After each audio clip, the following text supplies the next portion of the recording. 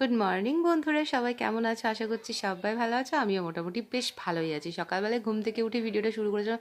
ওয়েদারটা ভীষণ ভালো ছিল, ঠান্ডা ঠান্ডা। তো একদম বাইরে ব্রাশ টাশ করতে করতে চলে এলাম। দেখতে পাচ্ছ কীভাবে পরিমাণে হাওয়াটা দিচ্ছে, খুব সুন্দর ওয়েদার ছিল। তারপরে ঘরে এলাম, ফ্রেশ ট্রেশ হয়ে স্নান টান করে নিলাম। তারপরে রেডি ফেডি হয়ে যে ঘরেই বসেছিলাম, দেখতে পাচ্ছ পাশের বাড়ি ঠাম্মা এসেছিলো, একটু গোষ্ঠীর কাজের কথা বলছিল।